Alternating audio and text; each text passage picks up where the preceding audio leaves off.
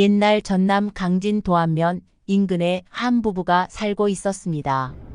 선비였던 남편은 방탕한 생활로 전국을 유람하기 일쑤였고 돈이 떨어지면 집에 돌아오는 까닭에 부인은 빚과 가난만을 떠안은 신세가 되었습니다. 때는 오곡이 무르익은 늦은 가을, 혼자 집안 살림을 도맡아 하면서 건강이 악화된 부인은 집을 나간 지 오래된 남편이 귀가하기만을 애타게 기다렸습니다. 5, 6월 무더위에 집을 나서 삼수갑산을 찾아다니며 수개월을 보낸 남편은 계절이 바뀌어 어느덧 노잣돈도 거의 떨어져 가고 들판이며 산이 울긋불긋 물드는 걸 보고서 얼른 집에 가보아야겠다는 목적지가 생각에 있습니다. 고향과 부인이 있는 남쪽으로 향하여 발걸음을 서두르게 되었습니다. 이제 우뚝 솟은 바위들이 하늘의 문을 연상한다 하여 성문이라 이름한 저 산의 계곡만 넘어가면 고향인데 마침 날이 저물어 성문 입구 새로 생긴 주막집에 들러 하룻밤을 자고 갈까 하고 주모를 찾았습니다. 주모, 여기 국밥하고 술 한잔 주시게나? 예, 어디 가시는 길손인데 일이 늦으셨을까요? 나는 저 산 너머 도암에 사는 나그네인데 지난 여름 너무 더워 피서차 전국을 유람하다 이제 고향으로 돌아가는 길이라오. 예, 선비님, 국밥하고 술을 곧 준비해드리겠습니다. 한참 지나 주막집 주모는 요염하게 차려입고 국밥과 막걸리 한 병을 들고 선비가 자리한 방 안으로 들어오게 되었는데 피로에 지친 선비의 눈에 보인 그녀의 모습은 가히 천하의 일색이었다. 아니, 이런 산 중에 이처럼 아리따운 주모에게 술상을 보게 하였구려. 예, 선비님, 마음 푹 놓으시고 국밥에다 술 마음껏 드시고 푹 쉬었다 가시지요. 그래, 이것도 인연인데 같이 술 한잔 나눕시다. 네, 감사합니다. 주모는 어디 못 보던 사람인데 여기에서 주막을 하고 있는 거요? 네, 저는 이곳에서 가까운 마을이 고향인데 일찍 남편과 사별하고 이곳저곳을 떠돌다가 최근 이곳에 터를 잡아 주막일을 하게 되었지요. 허, 갈 길은 멀고 날은 저물어 오늘 저 성문을 넘긴 틀렸고 아무래도 술을 거나하게 마시고 내일 가야 할 듯 싶으오. 예, 선비님 막걸리 한 사발로는 안 되겠지요. 선비와 주모는 주거니 받거니 밤이 깊어가는 줄도 모르고 마시다 보니 선비는 술에 취해 골아떨어졌습니다. 그런데 자는 도중 몸이 가위 눌린 듯 답답하고 목이 말라 눈을 뜨게 되었는데 주모가 팔다리로 선비의 팔과 다리, 목을 칭칭 감아 꼼짝 못하게 하고 있는 것이 아니겠어요. 선비는 깜짝 놀라 주모의 팔다리를 밀쳐내니 그제야 주모도 몸을 세우고 단정히 하여 선비를 바라보는 게 아니겠어요. 달빛에 비친 그녀의 눈은 뱀눈처럼 실눈을 뜨고 요염하게 빛나고 있었고 발라의 피부는 푸른빛이 감돌며 잘록한 몸매는 교태롭게 선비를 바라보는 것이었지요. 선비는 정신을 차리면서 물을 한 모금하고 다시 잠자리로 들려는데 어디선가 새벽을 알리는 닭 울음소리가 들려왔지요.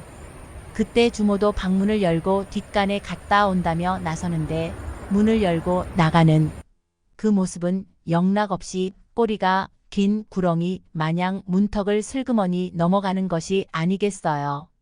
선비는 아차하는 생각에 저 여인은 구렁이가 변한 것이 아닐까 의심하며 문틈으로 밖의 동태를 살리는데 분명 마당에는 신발을 끄는 인기척이 없고 대신 무언가 스르륵 풀밭을 기어가는 소리만 들리는 것이었지요.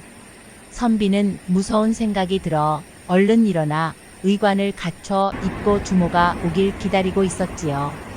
그러자 주모는 다시 방문을 열고 들어오는데 어찌나 소리 없이 들어오는지 100년 묵은 구렁이가 여인으로 변한 것이 아닌가 오싹한 기분이 들었죠. 내 보아하니 주모는 보통 사람이 아닌 듯 싶고 뭘 말이십니까? 달빛에 비치는 주모의 모습은 마치 이슬에 젖은 꽃봉오리 같구려. 천하 미색이 이런 데서 길 가는 나그네와 잠자리를 같이 하는 것이 참 이해가 되지 않는구려. 한참을 생각하다 주모는 흐느끼며 말문을 열었다. 네, 선비님, 저는 원래 인근 동굴암자인 용혈암을 지키는 사자이온데 100세가 되는 오늘까지 사람과 잠자리를 같이 해 정사를 갖게 되어 그 사람의 정기를 흡수하게 되면 진짜 인간이 된다는 어떤 스님의 말을 믿고 여인으로 변장해 이렇게 선비님을 만나게 되었지요. 하지만 선비님은 술에 만취해 잠만 자게 되었고 저와 관계를 하지 않으셨지요. 이제 달구름 소리가 들리고 날이 밝아와 다시 동굴로 돌아가야 합니다. 가능하다면 사람으로 변신해 선비님을 따라 길을 나서는 것이 소원이었으나 이제 제 정체가 탈로 나 인간으로 태어나기가 어렵게 되었습니다. 부디 제 뜻은 이루지 못하였으나 선비님 가는 길을 배웅하면서 용혈함으로 돌아가고자 하오니 헤아려 주소서. 선비는 놀라며 등골이 오싹한 느낌이 들었으나 태연하게 일어나 방문을 나서며 내 그 뜻은 이해하나 안타깝게 되었구려. 날이 밝아와 집으로 가는 길을 분간할 수 있게 되었으니 길을 나서리라. 배웅은 안 해도 되니 먼저 출발하리라. 선비는 주모에게 작별 인사를 하는 둥 마는 둥 하고 대문을 나서 걸음아 날 살리라고 뒤도 돌아보지 않고 허둥지둥 걷기 시작했다. 하지만 구렁이가 변한 여인도 멀찌감치 거리를 두고 선비를 따라 걷기 시작했다. 암자로 돌아가는 길이 같은 방향이기도 했기 때문이다. 한참을 걷다 선비는 돌문처럼 양쪽으로 솟은 성문산의 산세를 바라보며 지금까지 보내온 과거를 생각하며 고향과 부인을 멀리하고 방탕한 생활을 한 잘못을 땅을 치고 목적지가 후회하였다. 있습니다. 그러면서 어제 자고 온 그 주막이 안 보일 때쯤 산의 바위에 올라 뒤를 돌아보게 되었는데 구렁이가 변한 주모가 멀리 따라오고 있는 것이 보였죠. 선비는 깜짝 놀라 그 주모를 바라보며 큰 소리로 호통을 치며 주모는 나를 따라오지 마시오. 갈 길이 바쁜 몸이오. 집에서 부인이 애타게 기다리고 있소이다. 그러자 주모는 알았다는 듯이 몸을 감추어 풀숲으로 걷게 되었다.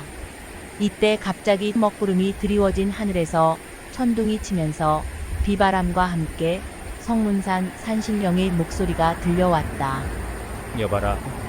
선비는 들어라. 고향의 부인은 병마의 시달림과 배고픔을 견디지 못하여 결국 이승을 떠나고 말았다. 하여 돌아갈 집이 없으니 이 산에서 바위로 변해 저승에 있는 부인에게 속죄하거라.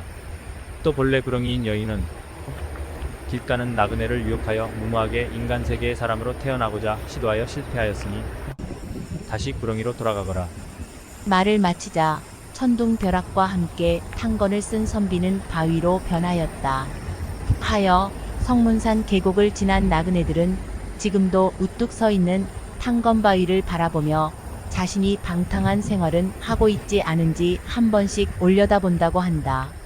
한편 구렁이로 변한 여인은 슬피 울며 선비가 변한 바위를 따라 올라가다가 벼락을 맞아 그대로 긴 구렁이 형상의 바위가 되었다. 속설에 이 구렁이는 죽은 부인의 혼이 이승을 떠돌다가 남편이 그리워 구렁이로 변해 따라다니라 남편과 함께 바위로 변했다고 한다.